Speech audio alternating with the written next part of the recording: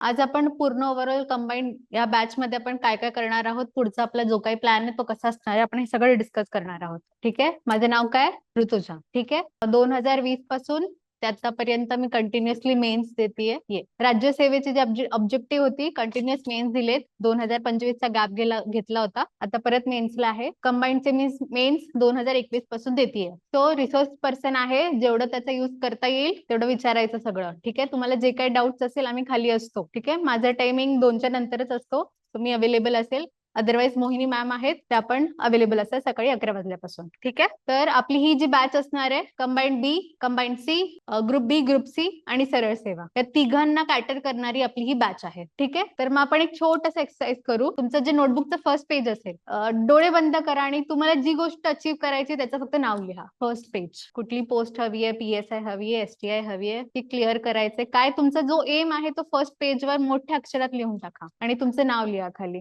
जर तुम्हाला पोस्ट बघायचे असतील तर एवढे ऑप्शन्स आहेत आपल्याकडे. ठीक आहे. ग्रुप बी आणि सी. ठीक आहे. ते मिळवण्यासाठी आपल्याला प्रिलिम्सला 60 अबव जायचंय, सेफेस्ट स्कोरला जायचंय. ठीक आहे. लिहून टाका तिथे प्रिलिम्स 60च्या अबव पाहिजे, 60+. आणि मेन्स मध्ये मुलींना जायचंय 280च्या अबव आणि मुलांना 290च्या अबव. ठीक आहे. आपलं टार्गेट आहे ते. ठीक आहे. मग आता कसं असणार आहे, प्रिलिम्स किती स्टेजेस असतात प्रिलिम्स नंतर? ठीक आहे. काय सांगितलं तिथे 290, 280 अबव. ठीक आहे. नेहमी लक्षात ठेवा. प्रिलिम्सला आपले 5 कोर सब्जेक्ट असणार आहे. ठीक आहे. कोर ते करायचंच आहे आपल्याला. कुठले कुठले? Polity, economics, history, geography. राहतोय कुठला सब्जेक्ट? काय? हा, नाही, हे कोर सब्जेक्ट.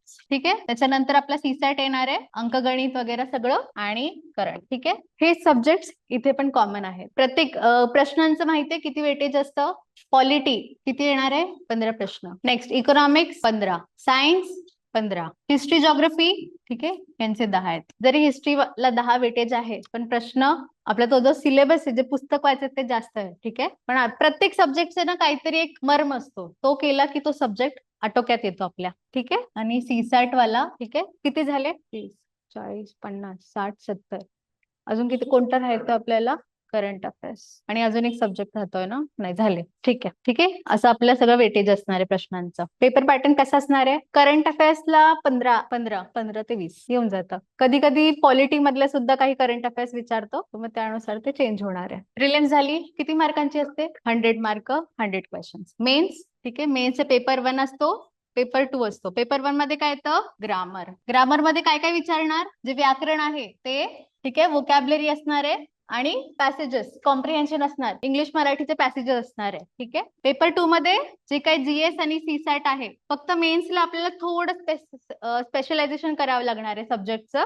प्लस आपले कम्प्युटर, GIS, GPS असे एक्स्ट्रा टॉपिक्स असणार आहे आणि 2 ऍक्ट असणार आहे मेन्स मध्ये, प्रिलिम्सला नाही. ठीक आहे. हे थोडं एक्स्ट्रा आणि स्पेसिफिक करावं लागणार आहे, ते एक्स्ट्रा टॉपिक्स असणार आहे इथे. ठीक आहे. मग आधीच तयारी करून ठेवा की आपल्याला हे सगळं कम्प्लीट करायचं आहे. ठीक आहे. मग आपलं जो टाइम टेबल असणार आहे ना, ठीक आहे, मी तुमच्या ग्रुपवर टाकून ठेवते, तेवढं फक्त रेफर करा. तुम्हाला मगाशी मी एक पेपर पण टाकलेला आहे त्याच्यावर. फर्स्ट काय करणार आपण? State board. 45 डेज मध्ये आपल्याला स्टेट बोर्ड कम्प्लीट करायचे आहेत. ठीक आहे. मग स्टेट बोर्डचा जो आपला एक एक आठवडा आहे, एक एक आठवडा आहे, ठीक आहे, समजा आपला मंडे टू फ्रायडे, सॅटर्डे आणि संडे असणार आहे. ठीक आहे. जे स्टेट बोर्डचे आठवडे आहेत ते आपण घेणार आहोत. ठीक आहे, व्यवस्थित. इथे फक्त आपण एक टेस्ट ठेवणार आहोत सॅटर्डेला. अदरवाईज प्रत्येक सब्जेक्टचे 5-5 दिवस आपले लेक्चर्स असणार आहे. त्या लेक्चर मध्ये काय करणार ते मी पुढे सांगणार. ठीक आहे. याच्यानंतर आपण मराठी घेणार आहोत, म्हणजे ग्रामर, जो आपला मेन्सचा पेपर 1 आहे, मराठी आणि इंग्लिश.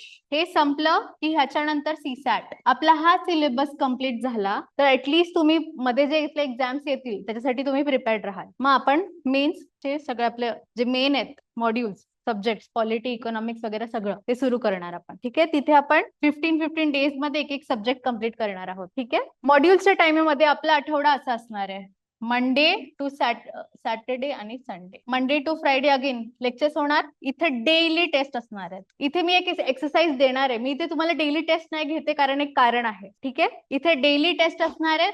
सॅटरडेला मेन टेस्ट किंवा हे करंट अफेअर्सचं सेशन असणार आहे एव्हरी सॅटरडे, आणि संडेला टेस्ट. आठवड्याचं एक्सरसाइज वेगळी आणि इथे वेगळी आहे. ग्रामर इथे तुम्ही जे आपले PYQ आहेत ते सॉल्व्ह करायचे डेली टेस्ट म्हणून. ठीक आहे. ते तुम्हाला सगळं मी प्रोव्हाइड करणार ग्रुपवर, तेवढं सॉल्व्ह करायचे रोज. ठीक आहे. तर आता टॉपिक रिलेटेड, तर आपण ह्या आठवड्यांमध्ये आता काय करणार आहोत. आज आपल्याला पॉलिटी सुरू करायचं होतं. ठीक आहे. काय करणार आपण, स्टेट बोर्ड्स जे आहे जे आपलं कंबाईंडला युज होणार आहे. ठीक आहे. फॉर एक्झाम्पल कॉन्स्टिट्यूशन असेंब्ली वगैरे जे आपले चॅप्टर्स आहेत, प्रिएम्बल वगैरे, ते आपण घेणार आहोत कारण ते कंबाईंड फोकस्ड आहे. इंटरनॅशनल रिलेशन्स वगैरे आपण करणार नाही आहोत स्टेट बोर्ड मधलं. ठीक आहे. तर जे स्पेसिफिक लागणार आहे कंबाईंडला तेवढंच करणार आहोत आपण. प्लस मी तुम्हाला काही क्वेश्चन्स पेपर देणार आहे. फॉर एक्झाम्पल मी आता तुम्हाला 2026चा आता जो प्रिलिमचा पेपर झालेला तो तुम्हाला दिला आहे. त्यातले पॉलिटीचे 15 प्रश्न आहेत. म्हणजे प्रत्येक सब्जेक्टचं करायचं आपल्याला. पॉलिटीचे 15 प्रश्न असणार आहेत. सगळ्यांचे रेफरन्स बुक्स आहेत तुमच्याकडे, तू घेतलंय, तुमचे आहे रेफरन्स बुक्स नाही. ठीक आहे. आपण तात्पुरतं काय करूया, इंडेक्सेस मी तुम्हाला शेअर करते त्या रेफरन्स बुक्सचे. तुम्ही काय अनालिसिस करणार त्याचं, आता बघा हे 5 दिवस आहे, मग 2021 पासून ते 2026. ठीक आहे. असं दररोज एक एक पेपर घ्यायचा आपल्या प्रत्येक सब्जेक्टचा. ठीक आहे. पॉलिटीचे 15 प्रश्न तुमचा होमवर्क असणार आहे. ठीक आहे. काय करायचंय तुम्हाला, तिथे एक टाइम टेबल बनवायचं आहे, चार्ट बनवायचा आहे. इयर जो काही टॉपिक असेल तो पॉलिटीचा है ना, चॅप्टर नेम तो मी तुम्हाला रेफरन्स बुकचा आहे ना, रेफरन्स बुकची लिस्ट पण देऊन टाकेल तुम्हाला. ठीक आहे. ते रेफरन्स किंवा आपले जे नोट्स आहेत त्याचं मी इंडेक्स पेज देते. ठीक आहे. चॅप्टरचा टॉपिक आणि प्रश्न काय विचारलाय, फॉर एक्झाम्पल प्रिएम्बल विचारलाय. ठीक आहे. प्रिएम्बलचा कुठला टॉपिक विचारलाय किंवा कुठे फोकस केलाय. ठीक आहे. तेवढं आपण सगळे एक्सरसाइज करणार आहोत. 1-2 प्रश्नांचं मी तुम्हाला करून दाखवेन. ठीक आहे.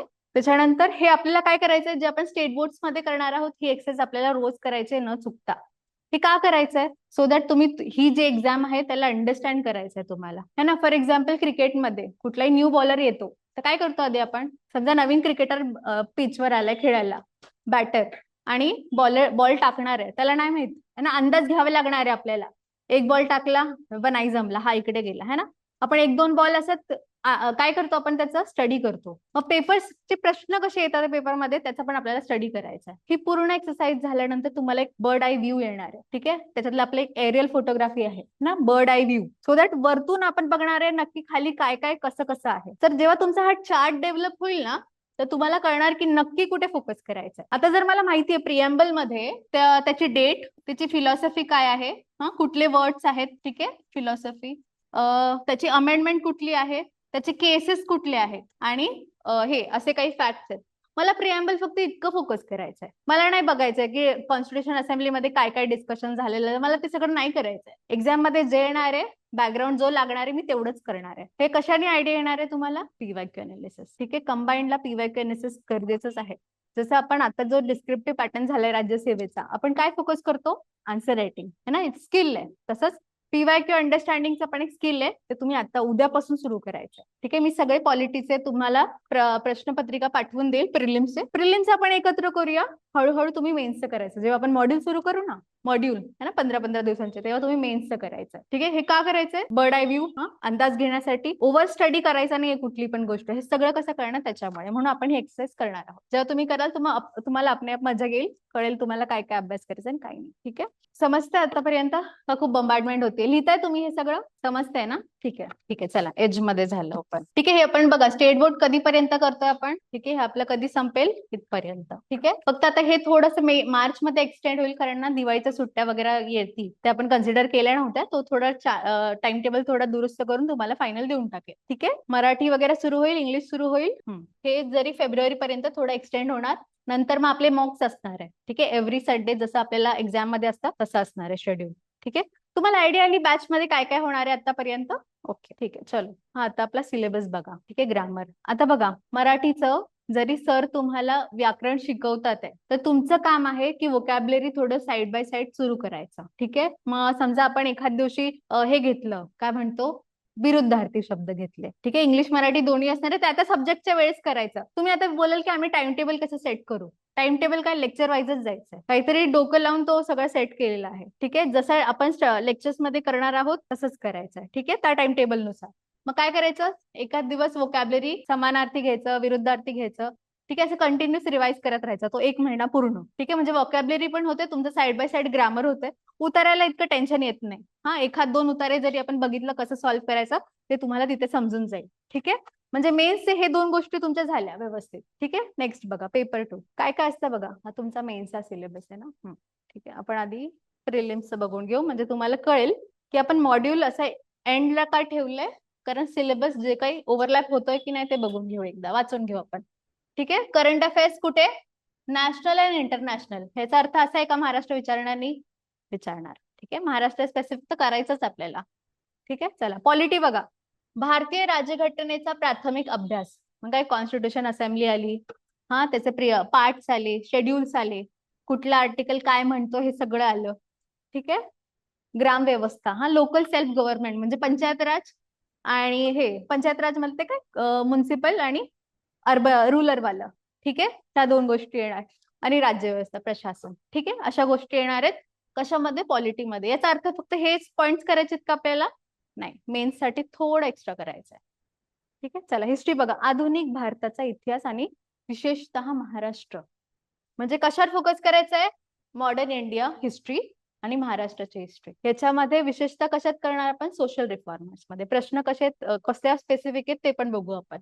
सोशल रिफॉर्मर्स का फोकस करायचा आहे. ठीक आहे. ज्योग्राफी बघा. पृथ्वी म्हणजे काय आलं? तिथे काय दिसतं आपल्याला? पृथ्वी, जगाचा विभाग, हवामान, अक्षांश, रेखांश. हे काय झालं आपलं? Physical geography. ठीक आहे. महाराष्ट्रातील जमिनीचे प्रकार, पर्जन्यमान वगैरे सगळं काय आहे? महाराष्ट्राचं आणि इत्यादी. ठीक आहे. पण ह्याच्यात इंडियन हिस्ट्री पण येणार, इंडियन ज्योग्राफी पण येणार आहे. ठीक आहे. इंडियन ज्योग्राफी पण करायचं आपल्याला. इकॉनॉमिक्स बघा. नॅशनल इन्कम, राष्ट्रीय उत्पन्न, शेती, उद्योग म्हणजे जे काही बेसिक आपले आहेत सेक्टर्स ते करायचे आपल्याला. ठीक आहे. परकीय व्यापार, ओके, फॉरेन ट्रेड आता जे काही चाललंय किंवा त्यांचे कमिटीज. ठीक आहे. आता मध्ये एक तो मेन्सला होता प्रश्न. ठीक आहे. बँकिंग, लोकसंख्या. हे बघा लोकसंख्या खूप ठिकाणी ओव्हरलॅप होणार आहे. इकॉनॉमिक्स मध्ये पण होणार आहे आणि ज्योग्राफी मध्ये पण होणार आहे. पण लोकसंख्या एकदाच करायचं एका ह्याच्यामध्ये आणि चांगलं करायचं तिथे. ठीक आहे. ज्योग्राफी बघा. आणि हे दारिद्र्य, बेरोजगारी. ठीक आहे. हे त्यांचा तर फेवरेट सब्जेक्ट टॉपिक आहे. पॉवर्टी. त्यांचे कमिटीज, स्कीम्स फेवरेटच टॉपिक आहे त्यांचं. ठीक आहे. चलन विषयक म्हणजे मॉनिटरी आणि फिस्कल रिफॉर्म्स. ठीक आहे. एलपीजी जो आपला हे आहे 1991 नंतर आपण एलपीजी रिफॉर्म्स चालू केलेले आहेत. मराठीत काय बोलतो आपण त्याला? उखाजा, उदारीकरण, खाजगीकरण, जागतिकीकरण. ह्याचे जे काही रिफॉर्म्स आहे असं पूर्ण एक चॅप्टरच आहे. मग त्यात फिस्कल, मॉनिटरी, बँकिंग सगळे रिफॉर्म्स येणार आहे. ते सगळे करायचे. त्यातले कमिटीज वगैरे सगळं करायचं आपल्याला. ठीक आहे. शासनाची अर्थव्यवस्था, मग बजेट, लेखी आणि इत्यादी. ठीक आहे. चला नेक्स्ट जनरल सायन्स बघा. भौतिकशास्त्र, रसायनशास्त्र, प्राणीशास्त्र, वनस्पती आणि आरोग्य. ठीक आहे. जनरल सायन्स मधलं सगळं येणार आहे. बॉटनी, झुओलॉजी, अजून काय फिजिक्स, केमिस्ट्री सगळं येणार. ठीक आहे. हे संख्यात्मक आणि हे काय वजा, बेरीज वगैरे वगैरे जे काय आहे. बुद्धिमत्ता, आकलन, मधमा हे आपलं टॉपिक ठेवायचे. मेन्सला पण येणार आहे, प्रिलिम्सला पण येणार आहे. ठीक आहे. आता मेन्सचा सिलेबस बघू आपण. ठीक आहे. हे झालं आपलं मगाशी बघितलं ग्रामरचं. सेकंड बघा. तसंच टॉपिक इथे रिपीट झालाय. ठीक आहे. फक्त काय मेन्सला थोडा एक्स्ट्रा टॉपिक्स असणार आहे ते करायचे आपण एक्स्ट्रा. ठीक आहे. चालू घडीमध्ये तसंच आहे बघा. राष्ट्रीय, आंतरराष्ट्रीय, जागतिक, महाराष्ट्र. ठीक आहे. फक्त करंट अफेअर्सला काय कराल तुम्ही आता सुरुवात? एखादी मॅगझिन घ्यायची. 3-3 महिन्यांचे पण मॅगझिन्स असतात. ते सुरू करायचं थोडं थोडं वाचायला. ठीक आहे. आपण एखादं सेशन घेऊ अप्रोच वाला की काय नक्की वाचायचंय करंट अफेअर्स मध्ये तेवढं करायचं आणि थोडं थोडं वाचायला सुरुवात करा. जेव्हा आपल्या मेन मॉड्यूल सुरू होतील तेव्हा मग इम्पॉर्टंट टॉपिक्स आपण त्याच्यातले करून घेऊ. ठीक आहे. अंकगणित, सांख्यिकी. हे बघा सांख्यिकी, माहिती. हे बघा हे दोन ऍक्ट आहेत. आरटीआय आणि लोकसेवा हक्क. ठीक आहे. हे दोन्ही पण ते शॉर्ट फॉर्म्स कसं लक्षात ठेवायचं ते ट्रिक्स आहेत आपल्याकडे, आपण त्याच्याने लक्षात ठेवूया. ठीक आहे. आता पॉलिटी बघा.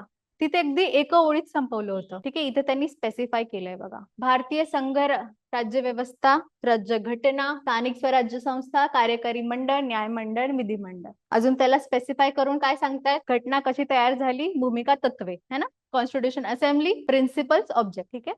कलमे हे तर करायचंच आहे. आर्टिकल्स करायचेच आपल्याला. मग आपण 10-10 कसे घेणार, 20-20 कसे घेऊ ते सगळं करू आपण पॉलिटी जेव्हा सुरू करू. केंद्र व राज्य संबंध. ठीक आहे. मग केंद्र राज्य संबंधामध्ये काय करणार? लॉ रिलेटेड कसे संबंध आहेत, त्याचे इम्प्लिमेंटेशन रिलेटेड संबंध कसे आहेत, फायनान्शियल संबंध कसे आहेत ते सगळं बघणार आपण. ठीक आहे. निर्मिती राज्य है ना. आता स्टेट फॉर्म झाले. आपण हे वाचत असतो की बाबा आंध्र प्रदेश पहिला झाला, मग नंतर महाराष्ट्राची पण बनवण्यासाठी काहीतरी चळवळी झाल्या ना. मग नंतर असे आपण नंतर पण बघितलं तेलंगणा राज्य झालं. आता माहित नाही तुम्ही किती होतात, लहान होतात की काय. ठीक आहे. तेलंगणा राज्य झालं है ना. असे न्यू स्टेट फॉर्म होत गेलेत तर ते तिथे स्टडी करणार आहोत. ठीक आहे. मूलभूत हक्क, कर्तव्य, डीपीएसपी हा हे है ना. धोरण म्हणजे काय असतात? मार्गदर्शक तत्व. आता आपण बॅच सुरू करतोय. हा आपला ऑब्जेक्टिव्ह काय, कसं सुरू करणार आहे, तुम्हाला मी काय काय देणार आहे. जे मला करायचंय ते सगळं इथं आणि तुम्हाला जे असणार आहे हक्क ते इथे.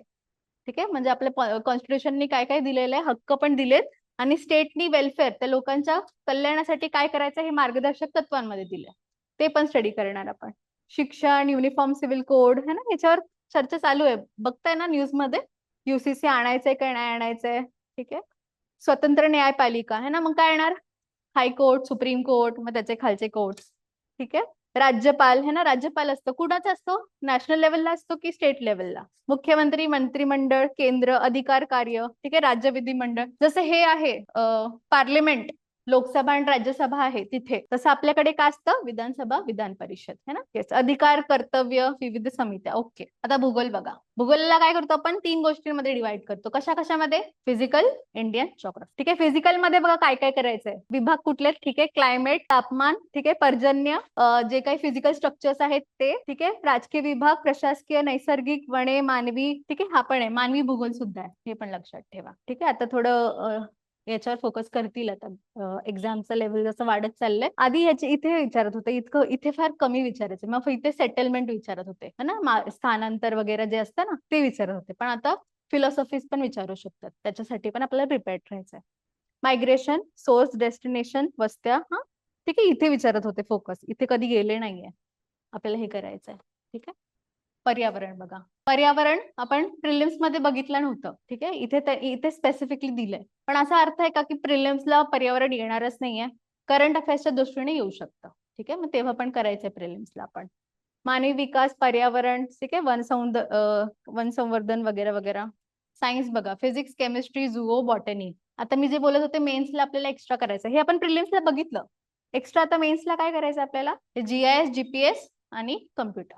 हा म्हणजे काय, सायन्स अँड टेक्नॉलॉजी. तिकडे जनरल सायन्स होतं, इथे जनरल सायन्स प्लस टेक्नॉलॉजी आहे. ठीक आहे, चलो नेक्स्ट. अर्थव्यवस्था म्हणजे इकॉनॉमिक्स बघा. आता काय काय बघितलेलं आपण, अर्थव्यवस्था ओळख, ठीक आहे, सुधारणा बघितलेले, रिफॉर्म्स, ठीक आहे, हे बघितलं होतं. शेती बघितली होती, ग्रामीण विकास इथे एक्स्ट्रा आला, सहकार हे बघितलं होतं. ठीक आहे, पायाभूत सुविधा एक्स्ट्रा करायचा आहे, व्यापार बघितलेला, तर भांडवलवर फोकस करायचा आहे, महाराष्ट्राची अर्थव्यवस्था. ठीक आहे, काही असे एक्स्ट्रा पॉइंट्स करायचे. आणि हा पार्ट एकदम नवीनच आहे आपल्याला, ठीक आहे, जिथे प्रिलिम्सला आपण एक्स्ट्रा केलं नव्हतं इथे करायचंय. पब्लिक फायनान्स, सार्वजनिक वित्त है ना. सार्वजनिक वित्त म्हणजे काय, आपल्या गव्हर्नमेंटला पैसे येतात, पैसे कुठेतरी खर्च करतो, हे सगळं कुठे येतं, सार्वजनिक वित्त. ठीक आहे, टॅक्सेशन वगैरे सगळं. मग हे काय आपल्याला कळतंय, हा आपला सिलेबस आहे. ठीक आहे, सिलेबसची ओळख झाली, हे आपल्याला पाठांतर करायचं, प्रत्येक सिलेबसला एक एक पॉइंट लक्षात ठेवायचा आहे. पॉलिटी करताना रोज लेक्चरला बसण्या अगोदर पीवायक्यू आपण जे केलेलं आहे होमवर्क ते आणि सिलेबस दोन्ही वाचायचं एक एक मिनिटामध्ये आणि रोज कनेक्ट करायचं ते. आतापर्यंत काही डाऊट तुमचे, बंबार्डमेंट होतीये, चाललंय ना व्यवस्थित. ओके, चला मग आपला स्टडी टाइम टेबल कसा तुम्ही डिझाईन कराल पूर्ण तुमच्या दिवसाचा. तुम्ही इथेच ऑफलाईनच करणार आहात, दुसरं काही करताय जॉब वगैरे है ना, मग लायब्ररीला यायचं रोज. ठीक आहे, रोज हजेरी द्यायची खाली आमच्याकडे, हा रोज भेटायचं, काय डाऊट असेल भेटायचं.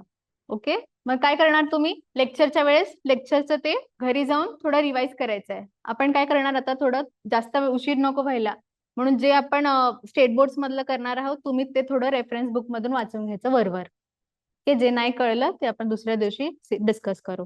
कारण जे आपण स्टेट बोर्ड्स बघितलेत ना राज्यशास्त्राचे, ते फार कमी चॅप्टर्स होऊन जातात का, कारण IR वगैरे सारख्या गोष्टी आहेत, म्हणून आपल्याला पॉलिटी लगेच उरकेल, म्हणून आपण थोडंसं ऍडव्हान्स आताच सुरू करून देऊ.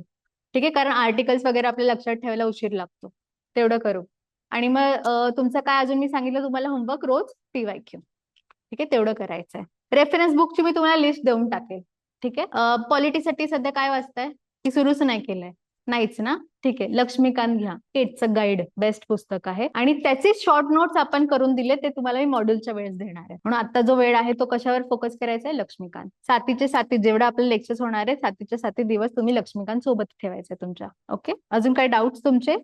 हा आजच घ्या तुम्ही, आज थोडं आम्ही लवकर सोडू. मग तुम्हाला काय काय करायचंय, हे जे मी पीवायक्यू देईल ते तुम्ही बघा एकदा. ठीक आहे, होमवर्क आजच सुरू करून टाका, रेफरन्सेस बुक घेऊन टाका, त्यांचं जे इंडेक्स बघून घ्या, कुठले कुठले टॉपिक्स विचारतात ते लगेच टिक करायचं तिथे. ठीक आहे, मग आता तो आपला पेपर काय, हा मला तर असं वाटतं काय करू माहितीये का, आपण प्रिलिम्स मेन्स दोघांसाठी टॉपिकचं नाव लिहायचं, पॉलिटी, ठीक आहे, जो सब्जेक्ट असेल तो इयरचं जाऊ द्या, ते तर करणार आहोत आपण एका पेजवर, जे आपण ह्या आठवड्यात करणार आहे पॉलिटीच्या. एक्स्ट्रा काय करायचं आपण, तो टॉपिक आहे, चॅप्टर है ना, आपल्याला कळलं चॅप्टर कुठले कुठले विचारतात ते. प्रिलिम्सचं जेव्हा आपण अनालिसिस करतो तेव्हाच कळतं की प्रिलिम्स मध्ये कुठे फोकस केलाय. मग काय करायचं, फक्त त्याचे ना सब टॉपिक्स काय काय विचारतात त्या पेपरमध्ये त्याचं एक वेगळं व्यवस्थित करायचं. प्रिलिम्स आणि मेन्स दोन्ही कशासाठी, अगेन बर्ड आय व्ह्यू, कळतं कुठे फोकस करायचंय, माहिती आहे. जर एखादा टॉपिकला ते टच करतच नाही तर टच करायचंच नाही आपण रिव्हिजनच्या वेळेस किंवा, पण तुम्हाला आयडिया देणार, तो शिकवणार कन्सेप्ट, पण जर विचारतच नाही तर आपण इतका वेळ जाणार नाही त्याच्यावर. ठीक आहे, तेवढं एक एक्सरसाइज करायची आपल्याला. चला मग आपण एखादा प्रश्न बघू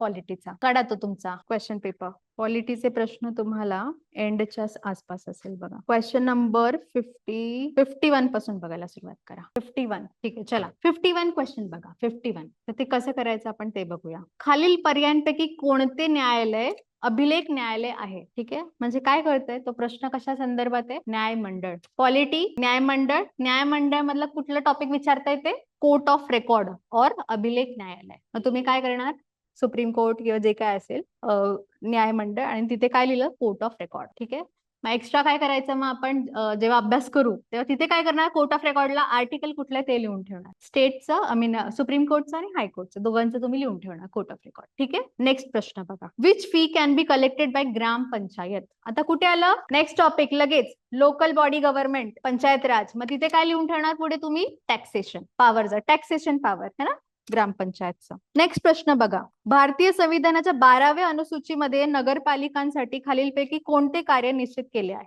कार्य विचारतंय बघा, आणि प्रश्न कशावर आहे, 12th शेड्यूल म्युन्सिपालिटीज. मग कुठे गेला परत तो टॉपिक, लोकल बॉडी गव्हर्नमेंट है ना, स्थानिक स्वराज्य संस्था, तिथे गेलं. त्याच्यावर स्पेसिफिक कुठे गेलं, म्युन्सिपालिटीज. म्युन्सिपालिटी अजून त्याच्यातून एक काय फॅक्ट कळाली, म्युन्सिपालिटीचा शेड्यूल कुठला आहे, 12वा है ना. हे करताना पण तुमचा अभ्यास होणार आहे, बरोबर. चार्ट बनवायचा आहे तुम्हाला. नेक्स्ट बघा, केशवानंद भारती. जसं मी प्रिएम्बल बोलत होते बघा, प्रिएम्बल जसे मी हे पॉइंट्स लिहिले होते मगाशी, त्याच्याच आजूबाजूला प्रश्न फिरतात बघा. काय प्रश्न, पहिलं वाक्य बघा काय, संविधानाच्या अनुच्छेद 368 अंतर्गत उद्देश पत्रिकामध्ये दुरुस्ती करता येते का. हा प्रश्न ऐतिहासिक केशवानंद भारती खटल्यात. आता बघा कुठे आर्टिकल आला एक, केशवानंद भारती खटला एक आला, प्रिएम्बल. ह्या दोन गोष्टी कनेक्ट करायच्या. ठीक आहे, जेव्हा तुम्ही प्रश्न वाचला तिथेच तुम्हाला डेटा मिळून गेला. ठीक आहे, नेक्स्ट वाक्य बघा. Preamble has been amended only once in 1976 आणि अमेंडमेंट. ठीक आहे, मग काय काय कळलं ह्या प्रश्नामधून, काय स्टडी करायचंय, अमेंडमेंट, केस, आर्टिकल आणि काय आर्टिकल. ठीक आहे, एवढंच, आणि अमेंडमेंटची इयर है ना, एवढ्याच गोष्टी करायच्या. ठीक आहे, नेक्स्ट बघा. मग तुम्ही हा टॉपिक कुठे टाकणार, तुमच्या कॉन्स्टिट्यूशन असेंब्ली किंवा प्रिएम्बल हा टॉपिकच आहे तुमचा. प्रिएम्बल मध्ये तुम्ही काय टाकणार, अमेंडमेंट किंवा आर्टिकल. ठीक आहे, सब टॉपिक. नेक्स्ट बघा, ते म्हटलं ना सेंटर आणि स्टेट रिलेशन्स एक टॉपिक आहे, तिथे मी म्हटलं की administrative, legislative and financial relations. मग इथे काय विचारताय, ऍडमिनिस्ट्रेटिव्ह, प्रशासकीय संबंध है ना. मग तुम्ही कुठे टाकणार ते, पॉलिटीच्या सेंटर स्टेट रिलेशन्स, त्याच्या पुढे काय टाकणार तुम्ही, ऍडमिनिस्ट्रेटिव्ह रिलेशन्स, आणि आर्टिकल्स तिथल्या तिथेच बघून टाकायच्या. ठीक आहे, प्रत्येक आर्टिकल ट्रिक्स आहेत, आपण ते ट्रिक्स लक्षात ठेवणार. ठीक आहे, प्राथमिक तयारीवर पॉलिटीला आता काय करायचं ते कळालं तुम्हाला. ठीक आहे, हे सगळं का करतो आपल्याला, पॉलिटी PYQ वर का फोकस करतो आपण, अगेन स्किल है ना. एक्झाम कशी आहे, त्या माइंडसेट कसा आहे त्या एक्झामिनरचा, ते कळणार आपल्याला. ठीक आहे, ट्रेंड कसा चाललाय. आधी काय बाबा फॅक्च्युअल विचारत होते, आता काय करतात ते लोक, मल्टीलायनर विचारायला लागले. हा, तुमचा पेपरचं ते लेंथ वाढवतोय पेपरमध्ये. म्हणजे काय, तुम्हाला इतकं क्विक राहावं लागणार आहे की हा प्रिएम्बल 368 42nd अमेंडमेंट 1978 किंवा 76 हे लगेच लक्षात राहायला पाहिजे है ना. म्हणजे तसं तुम्हाला लगेच क्लिक व्हायला पाहिजे एक्झाम मध्ये. म्हणजे कॉम्पिटिशन फक्त पेपर आहे का, वन लाईनर असं आहे का तुमचं, नाही, ते त्याची लेंथ सुद्धा वाढवली आहे, ते पण लक्षात ठेवायचं. ठीक आहे, ट्रेंड, मग ते काय म्हणते, ट्रेंड कळणार एक्झामचा. आपला पॅटर्न कधीपासून चेंज झालाय, 2023 नंतर, पण त्याच्या अगोदरचे पण आपल्याला प्रश्नपत्रिका करायच्या आहेत. पण तात्पुरतं आपण 2019 पासून, कारण तेव्हापासून त्यांनी ना डिफिकल्टी लेवल वाढवत चालले, म्हणून 2021 ते आतापर्यंत सगळे अनालिसिस करून ठेवायचं आपल्याला. ठीक आहे, हा, मग ह्याच्याने काय करणार तुम्हाला, अजून अभ्यासात काय वाचायचंय काय नाही वाचायचं हे कळलं, तुमचं आपोआप कॉन्फिडन्स बूस्ट होतं. म्हणजे मला काय म्हणायचंय, तुम्ही ह्या ज्या गोष्टी आहेत मी सांगतेय तेवढं जरी केलं तर इट इज अचिवेबल. तुमचा जो गोल आहे, जो तुम्ही फर्स्ट पेजवर लिहा, ते काय अचिवेबल आहे. मग कुठली तरी प्रोसेस आहे ती व्यवस्थित फॉलो करायची, आणि so you will get your gold. ठीक आहे, अजून काही डाऊट? मी मोहिनी, तुम्हाला जिओग्राफी, इकॉनॉमिक्स आणि सायन्स मध्ये बायोचा पार्ट शिकवणार आहे. फर्स्ट ऑफ ऑल मॅडमनी जो सिलेबस सांगितला तुम्हाला त्यांनी जवळपास सगळ्या सब्जेक्टचं एक्सप्लेन केलं आहे. पण नॉर्मली असं होतं की प्रत्येकाला आपण जे शेड्यूल ज्यावेळेस आपण सुरू करू प्रत्येकाची स्टाईल वेगळी असेल. मोरओव्हर त्यामध्ये व्हेरिएशन असेल. जसं जो पॅटर्न त्यांनी पॉलिटीसाठी सांगितला तोच आपण इकॉनॉमिक्स साठी फॉलो करतोय असं नाही. मोरओव्हर सब्जेक्टची डिमांड पण वेगळी असते. जे मॅडम बोलले की पीवायक्यू ते तुम्ही स्टार्टिंग पासून ठेवायचे. का ठेवायचे? सगळ्यांसाठी, सगळ्या सब्जेक्टसाठी तुम्हाला स्टार्टिंग पासून ठेवायचे. त्यामुळे काय होतं की तुम्हाला व्यवस्थित अनालिसिस येऊन जाईल की एक्झाम मध्ये काय विचारणार आहेत. मी जवळपास इथल्या सगळ्या स्टुडंटला भेटली आहे आणि त्यात एक इम्पॉर्टंट गोष्ट अशी आहे की तुमच्यापैकी प्रत्येकाचं लेवल चेंज आहे. म्हणजे आपल्याकडे अशी पोरं आहेत ज्यांना फार मेहनतीने समजवलं बाबा रे फाउंडेशन कर मॅडम, मी पहिल्या वर्षी पण कंबाईन करणार, मी दुसऱ्या वर्षी पण कंबाईन करणार, तिसऱ्या वर्षी पण कंबाईन करणार, मी त्यांना काहीच नाही करू शकत. त्यामुळे ते पण आहेत. आपल्याकडे अशी मुलं पण आहेत ज्यांचं ऑलरेडी ज्यांनी ऍटलीस्ट पेपर तरी सॉल्व्ह केलाय, त्यांना माहितीये त्यांचे मार्क 40 अबव आहेत, 45 अबव आहेत. सो असं होणार आहे की या एका बॅच मध्ये मुलांची लेवल चेंज होणार आहे. त्यामुळं कोण कुठल्या लेवलवर आहे याचा विचार न करता आपण एक खूप बेसिक गोष्ट ठेवली आहे. स्टार्टिंग पासून अगदी बेसिक पासून सुरू करणार आहे. डझंट मॅटर की तुमच्यापैकी किती जणांचा त्याच्या पुढे स्टडी झालाय. स्टडी कुणाचा कितीही झालेला असू दे, सुरुवात आपली एकदम बेसिक पासून होईल. ज्यांचं आधीचं कव्हर झालंय, ज्यांना वाटतंय की खूप टाइमपास होतोय का, त्यांनी दररोज भेटायचं. दररोज स्वतःसाठी वेगळा सिलेबस घ्यायचा. वेगळा म्हणजे जे शेड्यूल चालू आहे त्याला सोडून तुम्हाला दुसरा सिलेबस नाही देणार, पण तुम्हाला त्याच ह्याच्यामधला ऍडव्हान्स हवा असेल तो देऊ शकतो. राईट? म्हणजे तुम्ही दोन्ही कव्हर करू शकता. दररोजच्या शेड्यूल मध्ये 2 ते 4चा फक्त 2 आवर्सचा आपण लेक्चर कन्सिडर करतोय. डिपेंड करतं, एखाद्या दिवशी एखादा 15 मिनिट 20 मिनिट एक्सटेंड होईल हार्डली, त्याच्यापेक्षा जास्त नाही होत. एवढं जर आपलं लेक्चर होत असेल तर तुमच्याकडे पूर्ण दिवस आहे. तुमच्या व्यतिरिक्त जे ऑनलाईन वाले स्टुडंट आहेत त्यांचं नॉर्मली असं आहे की जॉब करतायत, मग ते रात्री वगैरे कुठेतरी लेक्चर बघणार. त्यांचे फीडबॅक किंवा क्वेश्चन्स पण लेटच मिळणार आम्हाला. पण तुम्ही जर म्हणत असाल की आम्ही फुल टाइम करतोय तर याचा अर्थ असा आहे की तुम्ही फुल टाइम इथं आहात. लायब्ररी माहितीये सकाळी 6:30 ला सुरू होते, रात्री 10:30-11 पर्यंत थांबू शकता तुम्ही लायब्ररीमध्ये. तुम्हाला पूर्ण वेळ अवेलेबल असेल. मॅक्झिममली ट्राय करा जर तुम्हाला जवळपास मिळत असतील तर, म्हणजे एकत्र स्टडी करण्यासाठी वगैरे असं शक्य असेल तर स्टडीज करायची आहे. गप्पा नका मारू जास्तीच्या. त्यामुळं जर तुम्हाला वाटत असेल की तुम्ही एकमेकांसोबत स्टडी करू शकता, तुमचे ग्रुप्स असतील, ट्राय करा. जर शक्य असेल एकत्र बसून स्टडी करण्यासाठी जवळपास मिळत असेल तर त्यानुसार करता येईल. 2 तास जर सोडले, 2 किंवा 2.5 तास, तर तुम्ही सकाळपासून इतका वेळ इथं आहे. तुमचे स्लॉट्स बनतात वेगवेगळे. त्यामध्ये तुम्ही सकाळपासून जरी ठरवलं, अगदी 7 पासून जरी बघितलं तरी 7 ते 9चा एक स्लॉट होऊ शकतो. मॅक्झिमम ट्राय करा की तुम्ही या वेळेला नाश्ता करा. 6:30च्या वेळेला नाही करू शकणार तुम्ही. त्यात आपण 9:30 पासून स्टार्ट करू नेक्स्ट स्लॉट. तो तुमचा 12 पर्यंत जायला हरकत नाही. 12:30 पर्यंत. 12:30 पासून तुम्ही लंच टाइम ब्रेक घेऊ शकता तुमचा. मी तुम्हाला पहिल्या दिवसापासून एकदम कट कट कट एकदम स्टेप्स मध्ये तुमचे झालेच पाहिजे असं नाही ठेवणार आहे. कारण कसं होतं, ज्यावेळेला तुम्हाला सिलेबस कमी असतो ना त्यावेळेस तुम्हाला माहिती नसतं की काय वाचायचंय. त्यावेळेला खूप वाटतं की मी इतक्या वेळ बसून काय करतोय. जसं जसं सिलेबस वाढत जाईल ना तुम्हाला हा टाइम कमी पडेल. आता प्रेझेंटली तुम्हाला हेच वाटणार आहे की मी किती वाचणार आहे याच्यामध्ये, आणि तुम्ही आता जितकं वाचाल तितकं तुमच्या जास्त फायद्याचं आहे. कारण आता तुमच्याकडे वेळ आहे. एकदा तुमचं मराठी आणि इंग्लिश सुरू झालं ना तिथून पुढे वेळ असणार नाही. मराठी आणि इंग्लिशचं ग्रामर आलं की तिथून पुढे असं समजा की आपली बॅच स्पीड पकडते खूप जास्त. यानंतर तुमचे 2 ते 4चे लेक्चर, मग परत तुम्ही 5 पासून स्टडीला बसलात तर तो तुम्हाला परत 8 वाजेपर्यंतचा वेळ मिळतो. तिथून पुढे डिनर, आणि तिथून पुढे तुम्ही जे काही रिव्हिजन ठरवलं असेल आणखी ते असेल. यामध्ये तुम्ही ऍटलीस्ट 2 सब्जेक्ट चेंज करू शकता, किंवा आता आपलं जे स्टार्टिंगचं शेड्यूल चालू आहे ना त्यामध्ये फक्त आपण जो शिकवतोय तो सब्जेक्ट, जर त्यामधलं ऍडव्हान्स काही वाचायचं असेल तर ते, आणि दुसरी गोष्ट म्हणजे करंट अफेअर्स सुरू करू शकता. करंट अफेअर्सला तुम्ही जास्त वेळ का देऊ शकता, कारण तुम्हाला त्यातलं बॅकग्राऊंड पण चेक करायचंय. एखादी न्यूज समजली नाही, टाकून बघा गुगल वरती वगैरे, ती न्यूज तुम्हाला समजली पाहिजे जेणेकरून ती लॉंग ड्युरेशन मध्ये लक्षात राहते. राईट? आणि मी तरी म्हणेन की न्यूजपेपर लगेच वाचायला सुरुवात करू नका, कारण तुम्हाला हेच नाही कळणार आहे वाचायचे काय त्यामधला, मग खूप टाइमपास होईल. त्यापेक्षा असं करा, मॅडमनी सांगितलं तसं जे 3 मंथचं वगैरे बुक येतं ते घ्या, त्यानुसार सुरू करा. ते तुम्हाला जास्त इझी राहील. दुसरी गोष्ट, हा तुमचा डेली शेड्यूल सांगितला मी तुम्हाला, हा डेली तुम्हाला फॉलो करायचा आहे. आपण ज्यावेळेस इकॉनॉमिक्स सुरू करू किंवा ज्यावेळेस प्रत्येक मॉड्यूल सुरू करू त्यावेळेला मी त्या वेळेस मध्ये त्यात तुम्हाला काय स्टडी करायचंय, किती करायचंय ते सांगेल. आपण इथं पेपर नाही ओपन होतोय, पण जो आपण ह्याचा बघितला, ह्या वेळेसचा पेपर जर बघितला ना तर इकॉनॉमिक्स मध्ये एक्सपेक्टेड नव्हतं कुणाला की ते लोक अगदी कन्सेप्च्युअल क्वेश्चन्स विचारतील. फ्लो काय आहे, स्टॉक काय आहे, हे इव्हन युपीएससीच्या मुलांना जे एकदम स्टार्टिंगला करतायत त्यांना विचारलं तर ते पण कन्फ्युज होतील. आणि ते क्वेश्चन त्यांनी कंबाईनला विचारले.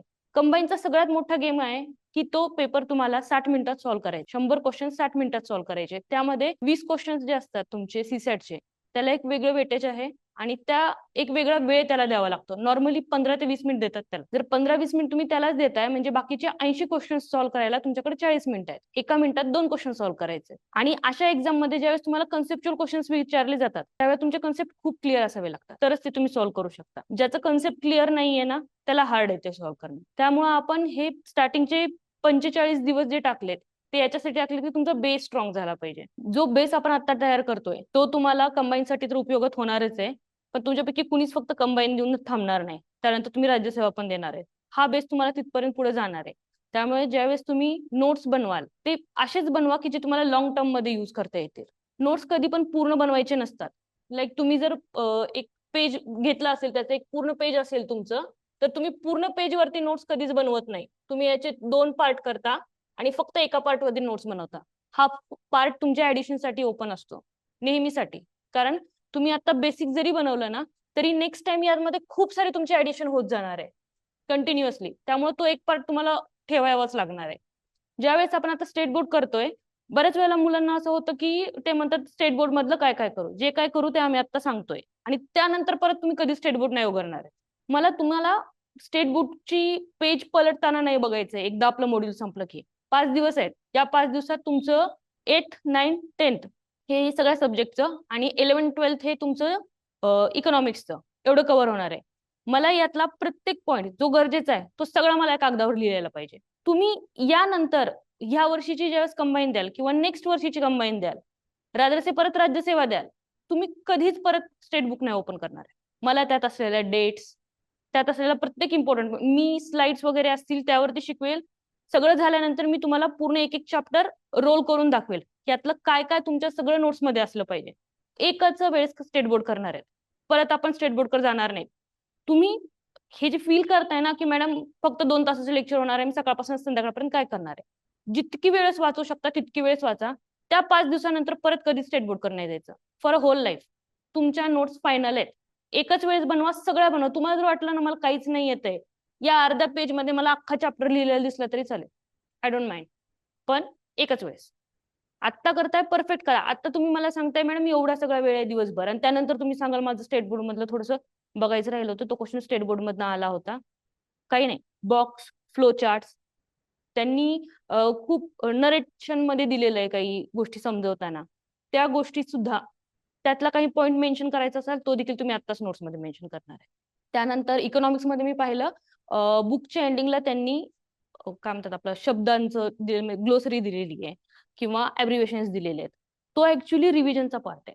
आपण सगळ्यात शेवटच्या दिवशी तो घेणार आहेत. ते सेशन कम्प्लिटली तुमचं पूर्ण इकॉनॉमिक्स क्लिअर करेल इतकं इंटेन्स होऊ शकतं. कारण एका शब्दावरनं तुम्हाला पूर्ण कन्सेप्ट क्लिअर करता येऊ शकतो. ज्यावेळेस मी पहिले 4 दिवस मी शिकवणार आहे. 5व्या दिवशी डिमांड आणि सप्लायचं थोडंसं आहे जे परत मला शिकवावं लागेल. ते शिकवणं झाल्यावर ज्यावेळेस मी ग्लोसरीचा वाला पार्ट घेईल किंवा ऍब्रिव्हेशन वाला पार्ट घेईल त्यावेळेला मला एक्सपेक्टेड नाहीये की मी तुम्हाला काही सांगावं. त्यावेळेला तुम्ही बोलाल मला फक्त इथं मेन्शन करायचंय राईट. ते सगळं तुम्ही करणार आहे. सो आपण जर 5 दिवस इन्व्हेस्ट करतोय तर ते 5 दिवस मला फायनल हवेत.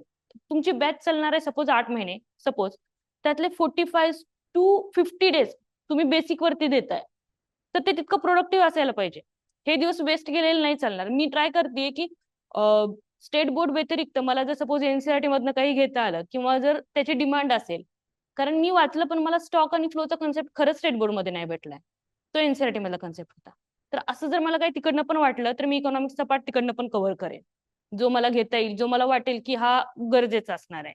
जो पार्ट कंबाईन स्टेट बोर्ड मध्ये आहे आणि तो कंबाईनच्या एक्झामला नाही विचारला जात नाही किंवा ओव्हरऑल वाटतं की खूप खूप काही गरजेचा नाहीये. फॉर एक्झाम्पल इकॉनॉमिक्स मध्ये त्यांनी कॅल्क्युलेशन वाला पार्ट दिलाय.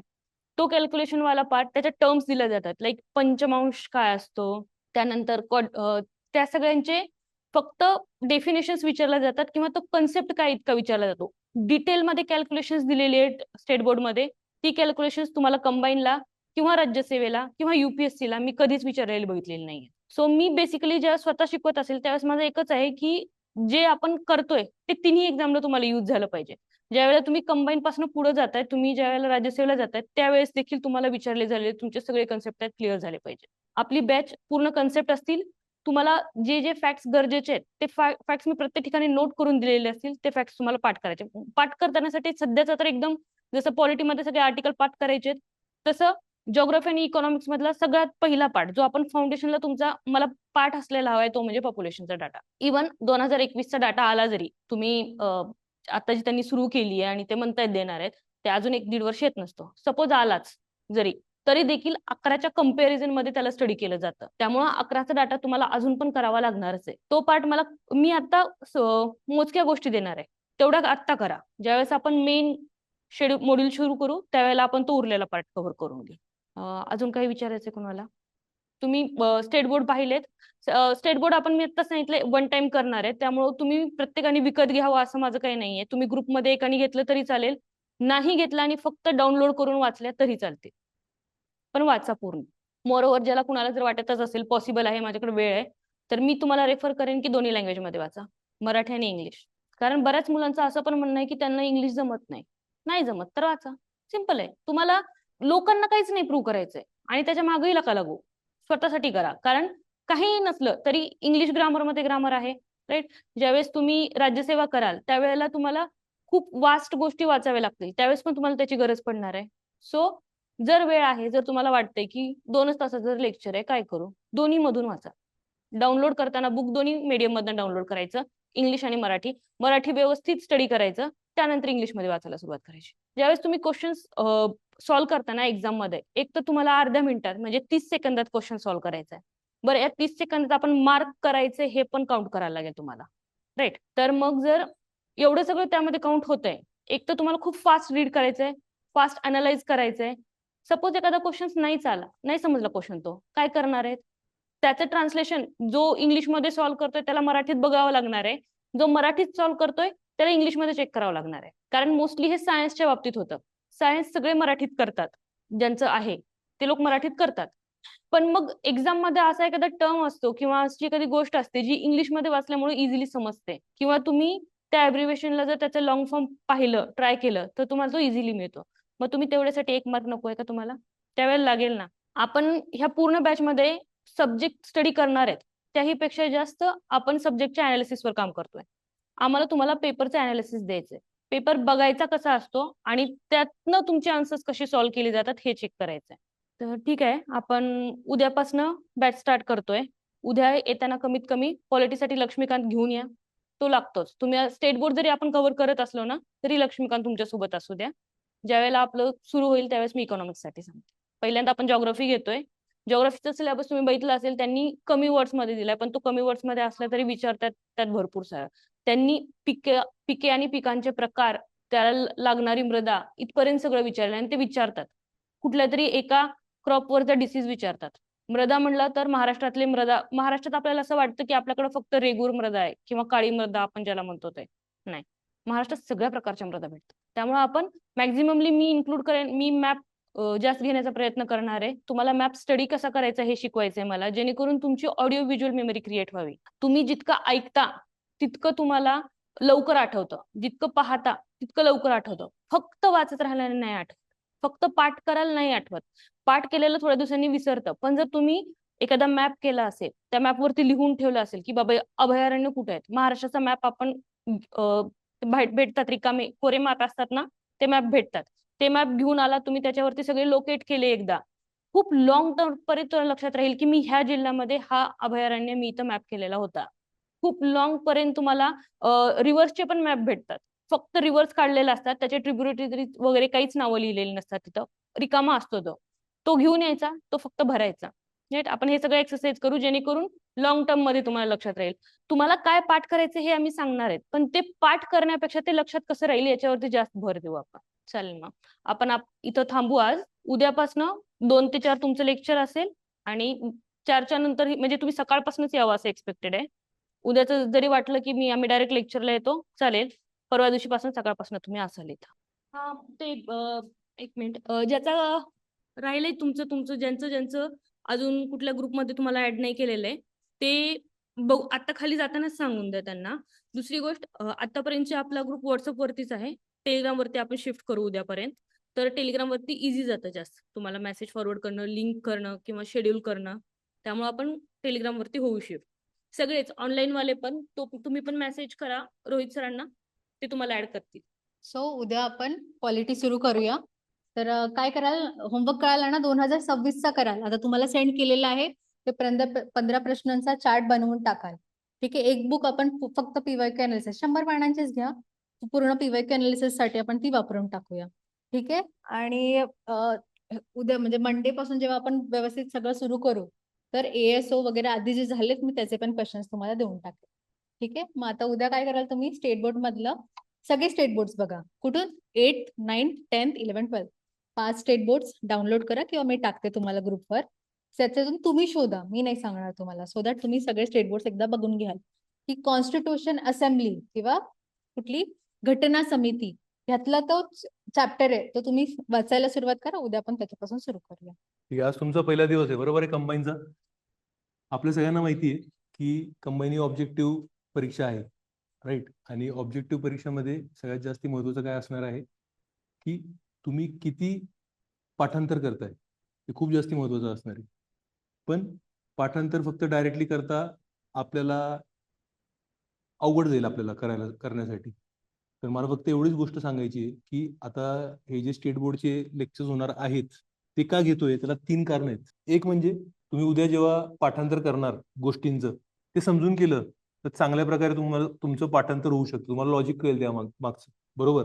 दुसरी महत्वाचं जे कारण आहे याच्यामध्ये, दुसरं महत्वाचं कारण काय असू शकतं याच्यामध्ये की आता 14 तारखेचा जो आपण पेपर बघितला, बरोबर आहे, पेपरच्या पॅटर्न चेंज होणार आहे. आयोग मधले जे मेंबर्स आहेत ते चेंज होत आहेत, थिंकिंग चेंज होत आहे. तर जर उद्या पॅटर्न चेंज झालं, कसाही पॅटर्न आला, राईट, आपल्याला ऍडव्हान्टेज काय राहणार आहे की आपण मूळ बेसिक पण चांगले केलेले आहेत. आलं तुम्हाला लक्षात, बरोबर आहे. तर पॅटर्न बघा कसं असतं, स्पर्धा परीक्षा जो विद्यार्थी करतो पहिल्या दिवशीपासून त्याला एक क्लॅरिटी असली पाहिजे की एकच डोक्यात मी पॅटर्न घेऊन गेलो तर नाही चालणार.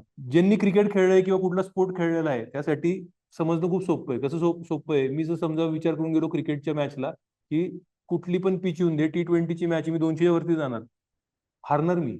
का हारणार? कारण की मी पिचला बघितलं नाही, त्याला स्टडी केली नाहीये, मी बॉलरला स्टडी केली नाहीये आणि मी जाऊन तिथं फक्त बॅट फिरवायला लागलो, आउट होऊन जाणार मी. आलं लक्षात तुम्हाला. सो स्पर्धा परीक्षा जो कोणी करतोय त्याच्यामध्ये सगळ्यात महत्वाचं जे स्किल, कौशल्य असणं गरजेचं आहे ते म्हणजे काय, अडॅप्टेबिलिटी. जशी पिच येईल तशी बॅटिंग करणार, जसा बॉल येईल तसा मी शॉट खेळणार. आलं तुम्हाला लक्षात, कळतंय का, समजतंय का, राईट. तर 2 ऍडव्हान्टेज काय आहेत आपले स्टेट बोर्डचे कन्सेप्टचे की एक बाबा आपल्याला रट्टा मारायला सोपं पडणार आहे, पाठांतर करायला सोपं पडणार आहे. दुसरं आपल्याला काय आहे, कसाही पॅटर्न येऊन दे आपण त्याला सामोरे जायला रेडी राहणार. क्लिअर आहे का. तिसरा ऍडव्हान्टेज, आणि हा खूप महत्वाचा ऍडव्हान्टेज आहे मित्रांनो. आपण एक लक्षात ठेवायचं की आपल्याला इथं कॉम्पिटिशन काय असणार आहे, जुने विद्यार्थी आहेत कॉम्पिटिशन, बरोबर आहे का नाही. या कंबाईन मध्ये ऑब्जेक्टिव्ह पॅटर्न असल्यामुळं, राईट, जुने विद्यार्थ्यांनी जुन्या पॅटर्न प्रमाणे प्रिपेअर केलेलं आहे. आता तुम्हाला त्यांचा ऍडव्हान्टेज काय आहे की त्यांना तो जुना पॅटर्न जो आहे त्याला त्यांना व्यवस्थित टॅकल करता येणार आहे. आलं तुम्हाला लक्षात. ही कॉम्पिटेटिव्ह एक्झाम म्हणजे काय, हे पहिले तुमच्या डोक्यात क्लिअर ठेवा की ह्याच्यात कुठलाही पेपर डिफिकल्ट किंवा सोपा नसतो. आलं तुम्हाला लक्षात. ह्याच्यामध्ये पेपर जर सोपा असेल तर सगळ्यांना सोपा जाणार, कट ऑफ वरती जाणार. कॉम्पिटेटिव्ह एक्झाम म्हणजे काय, 100 पोरं आहेत किंवा 100 ऍस्पिरंट्स आहेत, त्यामध्ये 10 लोकांना सिलेक्ट करायचंय, रँक लावला जाणार, जो पहिले 10 येणार तो सिलेक्ट, 10वा जो आला तो कट ऑफ. इथं असं आहे का 40% पडले सगळे पास, 35% पडले सगळे पास, शक्यच नाही. कळतंय का तुम्हाला, समजतंय का, राईट. म्हणून एक लक्षात ठेवा की इथं कॉम्पिटिशनला आपल्याला फेस करायचं आहे, बरोबर आहे. तर तुम्ही विचार करा की तुमच्याकडं पाठांतर पण आहे आणि तुमच्याकडं कन्सेप्ट पण आहे. ह्या स्ट्रॅटेजीने तुम्ही जर गेले तर तुमचा कॉन्फिडन्स वेगळ्या लेवलला राहणार, की कसाही पॅटर्न येऊन दे मी खेळू शकतो. आलं का तुम्हाला लक्षात, कळतंय. आणि हा कॉन्फिडन्स का गरजेचा आहे, कारण की स्पर्धा परीक्षेमध्ये 2 गोष्टी आहेत. एक काय असतं, एक असतं प्रिपरेशन, जे आपण आता क्लासरूम मध्ये या संस्थेमध्ये करणार आहे प्रिपरेशन, जे तुमचे हे मोहिनी मॅडम आहेत, ऋतुजा मॅडम आहेत, राईट, किंवा मी आहे. We are going to take the responsibility of your preparation. आम्ही तुमचा सिलेबस कंप्लीट करणार, तुम्हाला कन्सेप्ट शिकवणार, तुमचे चाचण्या परीक्षा घेणार, ह्या सगळ्या गोष्टी आम्ही करणार, बरोबर आहे का नाही. दिस इज प्रिपरेशन. हा एक भाग झाला, फक्त एक भाग. दुसरा भाग जो यशामध्ये खूप मोठा वाटा असतो त्याचा, दुसरा भाग तो असतो परफॉर्मन्स. तुम्ही तर काय करताय? प्रिपरेशन. दुसरा भाग काय असणार आहे? परफॉर्मन्स. आलं तुम्हाला लक्षात? आणि परफॉर्मन्स कोण करू शकतो? जो सेल्फ कॉन्फिडेंट आहे, जो सेल्फ अशोर्ड आहे, जो स्थिर आहे, स्थिर. आलं तुम्हाला लक्षात? म्हणून तुम्ही आजपासून या परफॉर्मन्स अँगल वरती पण काम करायचंय. ते कसं काम करायचं? थोडा वेळ स्वतःला कशासाठी दिला पाहिजे? की बाबा मी 12, 15, 20 सूर्यनमस्कार करतोय बाबा, माझी फिजिकल फिटनेस चांगली. मी 5-10 मिनिटं फक्त कॉन्सन्ट्रेशन करतोय. आपल्या इथं लेक्चर जे आहे ते उपासनेने चालू होतात. कारण त्याला की का? माझी मेंटल फिटनेस राहिली पाहिजे. मी या लेक्चरला आलो त्याच्या आधी खूप सारी डिस्टर्बन्स असेल, खूप सारं नॉईज असेल, बरोबर आहे का नाही? आईचा फोन आला असेल, कोणाचा फोन आला असेल, माझे थॉट्स असतात, विचार असतात, बरोबर आहे का नाही? ते सगळे विचार सोडून मला फक्त आता जो अभ्यास चालला त्याच्यावरती फोकस करता आला पाहिजे. म्हणून परफॉर्मन्स वरती पण आजपासून काम करा. आणि कसं काम करायचं? मी परत परत सांगतो विद्यार्थ्यांना की 2-3 गोष्टी आहेत. मेंटल फिटनेस, पहिली गोष्ट कशावरती काम करायला लागणार आहे? Mental fitness, right? तुम्ही पॉझिटिव्ह आहात का जीवनामध्ये? तुम्ही खुश आहात का जीवनामध्ये? ऑप्टिमिस्टिक आहेत का जीवनामध्ये? पॉझिटिव्ह ऍटिट्यूड आहे का? निगेटिव्ह ऍटिट्यूड असला तर सक्सेस भेटत नाही त्या माणसाला. तुम्ही यादी काढा, कुठल्याही क्षेत्रातल्या 100 लोकांची यादी काढा की जे सक्सेसफुल राहिलेले आहेत. त्यांच्यामध्ये कॉमन गोष्टी काय असणार आहेत? ते पॉझिटिव्ह आहेत, जीवनाबद्दल सकारात्मक आहेत, आशावादी आहेत, चांगलं काहीतरी होणार आहे. देशाबद्दल आशावादी असतील, समाजाबद्दल आशावादी असतील, स्वतःबद्दल आशावादी असतील. तुम्ही स्वतःला आज स्वतःचं निरीक्षण करा की मी आहे का पॉझिटिव्ह? आलं तुम्हाला लक्षात? नसेल तर तुम्ही डेव्हलप करा पॉझिटिव्हिटी. तुम्ही पॉझिटिव्ह लोकांमध्ये राहा. आलं तुम्हाला लक्षात? आणि पॉझिटिव्हिटी कशी डेव्हलप होते? कशी डेव्हलप होते? एकदम सिंपल आहे बघा. हे जर अनालिसिस आहे ना, खूप सिंपल आहे. आपण जर हे जर बघितलं अनालिसिस, राईट, तर आपल्याला काय दिसणार आहे? का असं अर्धवट का दिसतंय? आता बघा, राईट, आपण काय म्हणतोय? मी पॉझिटिव्ह पाहिजे, बरोबर? लाईफ काय? लाईफ आपण जर बघितलं, लाईफ काय? खूप सिंपल आहे. सगळ्या सिच्युएशन मध्ये आपल्याला अपेक्षा असतात, एक्सपेक्टेशन. काय अपेक्षा असतात आपल्याला? की बाबा ए गोष्ट झाली पाहिजे, बरोबर आहे का नाही? राईट. बट जर बी गोष्ट झाली तर आपल्याला काय वाटतं? We get disappointed. डिसअपॉइंटमेंट म्हणजे काय? निगेटिव्ह विचार येतील तुम्हाला. आलं तुम्हाला लक्षात? सकारात्मक मधनं तुम्ही नकारात्मक कडे जाणार. आलं तुम्हाला लक्षात? तर बेसिकली ह्याचं सोल्युशन काय? एक म्हणजे एक्सपेक्टेशन जे आहेत ते रॅशनल बेसिसवरती, म्हणजे डोकं लावून ठेव. What are my expectation? जर माझा अभ्यास एवढा झालाय, एक्झामची लेवल ही आहे, तर मी पास होणार का? तशी एक्सपेक्टेशन ठेवली तर मी फेल होणार, बी रिझल्ट येणार. मग मी काय होणार? डिसअपॉइंटमेंट होणार. आलं तुम्हाला लक्षात? So life is just that. Every day, every situation असं अनालिसिस करा की मला आता काय वाईट वाटतंय, कारण की मला काहीतरी अपेक्षा होती की बाबा अ होईल, अ झालं नाही, ब झालं. आलं तुम्हाला लक्षात? मग आपण काय केलं पाहिजे? मला का वाटलं अ होईल? Was this based on logic? ह्याला काय लॉजिक होतं का? का मी इमोशन मध्ये मला वाटलं अ होईल? आलं का तुम्हाला लक्षात? कळतंय? आता विचार करा की बघा, परीक्षाचं रिझल्ट सोडून द्या. आता तुमचा प्रवास आहे, प्रवास. फोकस कशावरती करायचा तुम्हाला?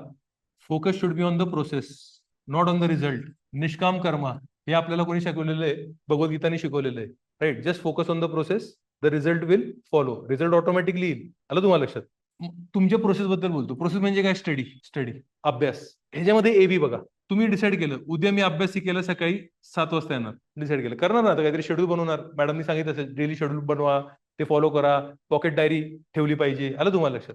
तुम्ही समजा 8 वाजता आला, काय वाटेल तुम्हाला? पहिलेच निगेटिव्ह वाटेल, राईट? थोडं डिसअपॉइंटमेंट होईल, यार आपण आपलंच टार्गेट नाही करू शकलो. आता 7 वाजता ह्याला काय करायला पाहिजे? मी याच्या लॉजिक मध्ये जाणार. मी 7 वाजता का दिलं बाबा? येईल मी का दिलं 7 वाजता? इज इट लॉजिकल की मी 7 वाजता पोहोचू शकतो का इथं? म्हणजे तुमचे जे टार्गेट्स आहेत ते रिअलिस्टिक बनवा, राईट? आणि जर मला 7 वाजता इकडे पोहोचायचं असेल तर पहिले काय मी फिक्स करायला पाहिजे? माझा झोपण्याचा वेळ. मी रात्री 1 वाजता झोपलो, बरोबर आहे का नाही? सकाळी उठणार आहे का मी लवकर? आणि मी येणार आहे का 7 वाजता? म्हणजे रोजच्या जीवनामध्ये ना काय आपण एक्सपेक्ट करतोय, काय आपले टार्गेट्स आहेत, पहिले टार्गेट्स डोकं वापरून सेट करा. आलं तुम्हाला लक्षात? आणि टार्गेट जर अचीव्ह झाले, समजा तुम्ही 7 वाजता आले, तुम्ही डोकं लावून टार्गेट सेट केला, यासाठी काय केलं? मी रात्री 10 वाजता झोपलो. आलं तुम्हाला लक्षात? सकाळी काय, मला 7 तासाची झोप लागते, समजा 5 वाजता उठलो, सगळं केलं, मी योग केलं, बरोबर आहे का नाही? प्राणायाम केला, जे असेल ते केलं, आवरलो बिवरलो, ट्रॅव्हल केलं, मी तर पोहोचलो 7 वाजता. आता विचार करा काय झालं तुमच्याबरोबर? तुम्ही ए डिसाईड केला होता आणि एच झाला. तुम्हाला काय वाटेल? पॉझिटिव्ह वाटेल. I can achieve.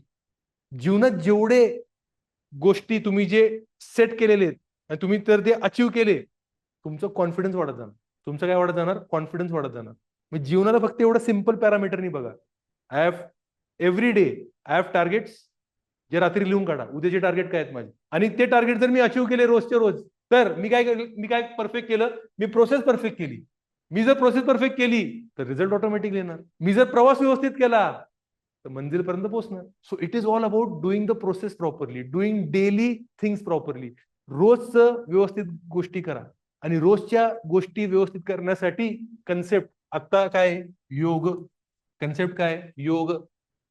योग म्हणजे काय, व्हॉट इज योग? आता आपण इंटरनॅशनल योगा डे बघितलं, योगा डे. योग योग म्हणजे काय असतं, व्हॉट इज योग? आपण सगळे भारतीय, कधी ना कधी योगा तर केला असणार आहे, त्याला ऍक्च्युली योग म्हणलं पाहिजे, योगा म्हणतो आपण. But what ever it is, काय कन्सेप्ट, काय अर्थ, काय असतो योगचा? कोण सांगेल मला?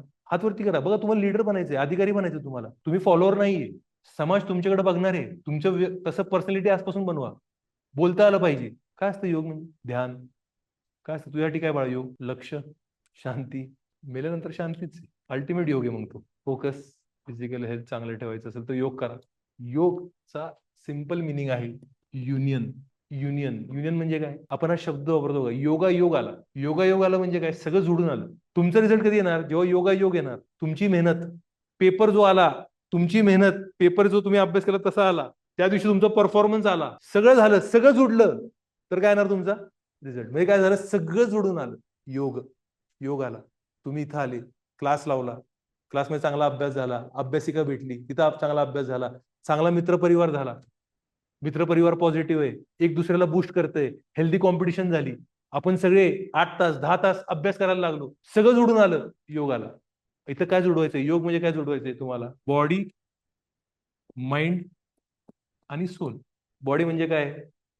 हे तुमचं व्हेकल आहे, ही तुमची काय आहे? ही तुमची गाडी आहे. आलं तुम्हाला लक्षात? काय आता तुम्हाला सांगतो, ए आणि बी आपलं जे आहे, सकाळी 7 वाजता मला इकडे यायचंय, आलं तुम्हाला लक्षात? पण सकाळी उठल्यानंतर माझं डोकं दुखतंय, मी आजारी आहे, मला खूप अभ्यास करायचा आहे, बट शरीर साथ देत नाहीये.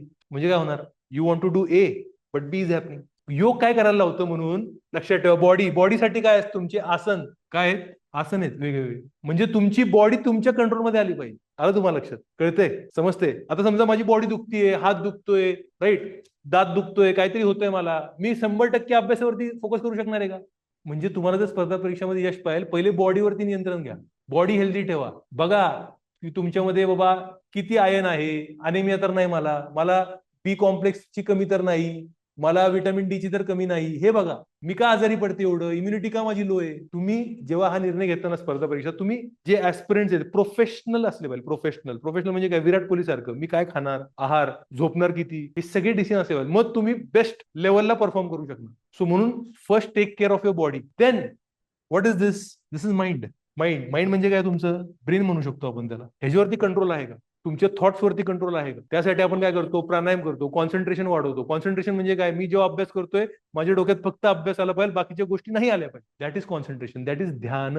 ज्या माणसाचं जेवढं जास्ती ध्यान असेल, त्याला गोष्टी लवकर ग्रास्प होणार, पटकन कळणार. अभ्यासिके तुम्ही जर बघितलं, मी राऊंड मारला, 10-10 तास 12-12 तास अभ्यास करतात, पण मी 2-3 वेळा गेलो, हे जे पानच पलटलेले नसतात, फक्त बसण्यासाठी बसतो, हा ध्यानच नाही, लक्ष कुठं दुसरीकडे आहे, कसं पास होणार तुम्ही? तुमचं काय शार्प असलं पाहिजे? शार्प असलं पाहिजे, कॉन्सन्ट्रेशन असलं पाहिजे. म्हणून तुम्हाला ऑफलाईन आम्ही इथं बोलवलेलं आहे का? ऑनलाईन मध्ये डिस्ट्रॅक्शन आहेत, खूप डिस्ट्रॅक्शन आहेत. तुम्ही लोक कोण आहात? तुम्ही लोक ते आहात की जे जुन्या काळामध्ये आपण ऋषीमुनी बघायचो, जंगलात जायचे. का जंगलात जायचे?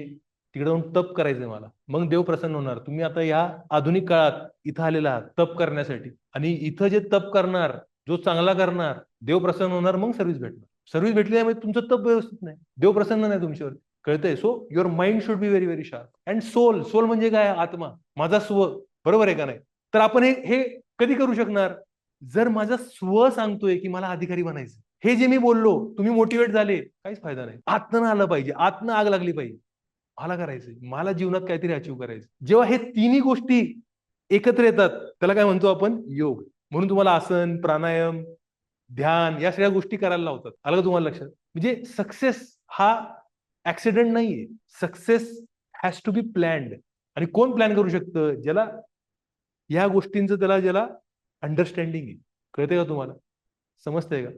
म्हणजे तुम्ही जेव्हा हे स्टेट बोर्ड करताय, या टीचर जे त्याला चॅलेंज करा, त्यांना प्रश्न विचारा, हे का असं? उत्तर आले पाहिजे समोर, अंडरस्टँडिंग असलं पाहिजे, विषयावरती पकड असली पाहिजे. कारण की मी जर जॉग्राफी व्यवस्थित केला, हिस्ट्री व्यवस्थित केला, इंग्लिश व्यवस्थित केला, मॅथ्स व्यवस्थित केला, मराठी व्यवस्थित केलं मी एक्झाम पास होणारच आहे. Exam becomes by product. मला इथं काय असलं पाहिजे, मला माझा जर प्रवास आहे तो परफेक्ट करायचा आहे. प्रवासामध्ये कोण आहे, काय प्रवासमध्ये, मला इकडनं मुंबई जायचंय, काय काय येणार आहे, लोणावळा येईल मध्ये, तळेगाव येईल मध्ये, खपोली येईल मध्ये, नवी मुंबई येईल मध्ये, हे सगळे जर मी व्यवस्थित पार पाडले, हिस्ट्री, जॉग्राफी, इकॉनॉमिक्स जे काय असेल, I will reach Mumbai. I don't have to worry them. That's it. म्हणून क्लॅरिटीने काम करा. इथं आले ना फक्त ट्राय करून बघतो, होईल का नाही माहित नाही, आलं तुम्हाला लक्षात. असे जर तुम्ही दृष्टिकोनाने इथं आले ना तर कधीच होणार नाही. जो क्लॅरिटीने काम करतो ना तो जिंकतो जीवनात. कारण क्लॅरिटी जर असेल तर तुम्ही 100% देणार, आणि 100% जर दिले तरच यश आहे. कारण की तुम्हाला ऑलरेडी सांगितलं मी, 100 जण धावतायत, जे पहिले 10 येतील ते सिलेक्ट. तुम्ही जर 100% दिलेच नाही धावण्यामध्ये, तुम्ही पहिले 10 मध्ये येणार का? येणार का तुम्ही पहिले 10 मध्ये? आलं तुम्हाला लक्षात? कळालं तुम्हाला? आयडिया काय कळाली का तुम्हाला? तेवढं प्रोफेशनलिझम दाखवा, तेवढं कमिटमेंट दाखवा, बॉडीवरती कंट्रोल घ्या, माइंडवरती कंट्रोल घ्या, मेहनतीला कमी पडू नका, प्रोसेसवरती फोकस करा, आणि बाकी तुम्हाला काय लागलं तर आम्ही आहोत. एक नेहमी लक्षात ठेवा, मी आता स्पर्धा परीक्षेमध्ये 15 वर्षापेक्षा जास्ती वेळ दिलेला आहे. जो विद्यार्थी फेल होतो तो काय कारण देतो की सर मला चांगला क्लास भेटला नाही, चांगलं मार्गदर्शन भेटलं नाही, माझी तब्येत चांगली नव्हती, फॅमिलीने सपोर्ट केला नाही, माझ्याकडे पैसे नव्हते, मी गरीब होतो, माझी तब्येत चांगली नव्हती. They are losers. They are losers. तुम्हाला स्पर्धा परीक्षेमध्ये तुम्ही इथं आलेले आहात, तुमचा निर्णय येतो, आणि कोणाची पण जर्नी परफेक्ट नसणार आहे. इथं कोणी असं आहे का की ज्याला हेल्थमध्ये काहीच प्रॉब्लेम नाही? असं आहे? कम्प्लीट एकदम हेल्दी आहे का तू? 100%. आपण जर काहीतरी स्कॅन केलं काहीतरी निघल. बरोबर आहे का नाही? काहीतरी निघल, हिमोग्लोबिन कमी आहे, हे असं आहे तसं आहे. कोणी 100% नाही. चला हा हेल्थमध्ये 100% असेल, फॅमिलीचा काहीतरी इश्यू असू शकतो, चला फॅमिली पण तुमची सपोर्टिव्ह आहे, फायनान्शियल इश्यू असू शकतो. म्हणजे इथं असं कोणी व्यक्ती आहे का की जो एकदम परफेक्ट कंडिशन मध्ये आहे, I am all ready to study, मला फक्त काहीच लोड नाही, फक्त अभ्यास करायचा, असं कोणी आहे का? तर तुम्ही तुमच्या परिस्थितीचा बोबाटा इथं करू नका. एक्झामची ही लेवल आहे, एकदम ऑब्जेक्टिव्ह राहा, ऑब्जेक्टिव्ह रॅशनल. एक्झामची लेवल आहे, मला ही लेवल मॅच करायची आहे, मी जर मॅच केली नाही मी फेल होणार. एक्झाम मला म्हणणार नाही की तुझी तब्येत ठीक नव्हती, एक्झाम मला म्हणणार नाही तू गरीब होती, एक्झाम मला म्हणणार नाही तुला फॅमिलीचा प्रॉब्लेम होता. ही रेस आहे. 100 लोक पळत आहेत, जे पहिले 10 येणार ते पास होणार. So forget your struggles, just focus on the process. आलं का तुम्हाला लक्षात? क्लिअर आहे का? And this journey is not going to be smooth. तुम्हाला असं वाटलं की बाबा कुठं अटकतोय, कुठं क्लॅरिटी नाहीये, या भेटा. एक लक्षात ठेवा, आपण दोघं एकच ध्येयासाठी लढतोय. तर जिथपर्यंत आपण दोघं एका साईडनी आहोत तिथपर्यंत आपली शक्ती वाढणार आहे. ज्या दिवशी तुम्हाला असा विचार आला की मी आणि सर वेगळ्या वेगळ्या बाजूला आहे, काहीच फायदा नाही. आलं तुम्हाला लक्षात? सो आपण एक म्हणून, टीम म्हणून लढायचं. हे माझ्यासाठी पण तुम्हाला सांगतोय, तुमच्यासाठी पण सांगतोय. का? तुम्ही पूर्ण इथं जे वर्गात बसलेले ते एक टीम आहे. आपसात तुमची टीम एकदम बॉन्डिंग स्ट्रॉंग असली पाहिजे. एक दुसऱ्याला तुम्ही वरती ओढा, पॉझिटिव्ह बोला. दुनियामध्ये बाहेर जे तुम्ही या क्लासच्या बाहेर गेला ना, 99% जनता अशी जी फेल झालेली तर ती नकारात्मक असणार आहे. त्याचं ऐकून तुम्ही नकारात्मक झाले, तुमचा विषय संपला. तर तुमची जी इथं क्लासमध्ये पोरं बसते ती पॉझिटिव्ह राहा. फर्स्ट अटेम्प्ट मध्ये आपण क्लिअर करू. एक दुसऱ्याला वरती ओढा, एक दुसऱ्याला शेअरिंग केअरिंग करा. हे वाच, हे तुला कळालं नाही मी तुला समजवतो. मोटिवेट करा, सपोर्ट करा.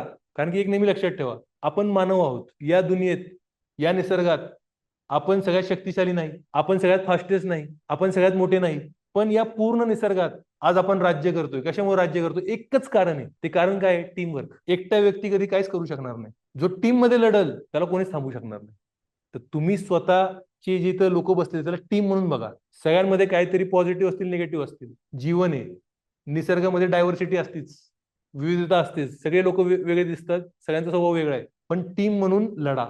एक दुसऱ्याला सपोर्ट करा, पॉझिटिव्ह बोला, पॉझिटिव्ह एन्व्हायरमेंट मेंटेन करा. आलं तुम्हाला लक्षात? तर हा जो प्रवास आहे तो सोपा होईल. कारण की हा शेवटी प्रवासच आहे. आपल्याला मुंबईला पोहोचायचंच आहे, बरोबर आहे का नाही? पण त्या प्रवासात आपण एक दुसऱ्याशी कसं वागतो, कसं राहतो, त्याच्यावरनं ठरणार ना की हा प्रवास किती लवकर होईल आणि किती चांगला होईल. कळालं का तुम्हाला? राईट. कोणाला काही डाऊट्स आहेत का? उद्यापासून तुम्हाला शेड्यूल दिलेलं आहे का, काय होणार आहे? सगळ्यांना क्लॅरिटी का, कसं काय अभ्यास होणार आहे? आलं तुम्हाला लक्षात? कोणाला कधी काय अडचण आली, या आपण एक फॅमिली सारखं आहोत, सगळे लोक इथं आहेत, बरोबर आहे? फक्त तुमच्याकडनं एकच अपेक्षा आहे, हार्डवर्क करा, पॉझिटिव्ह राहा. क्लिअर? ओके, चलो bye bye, best of luck.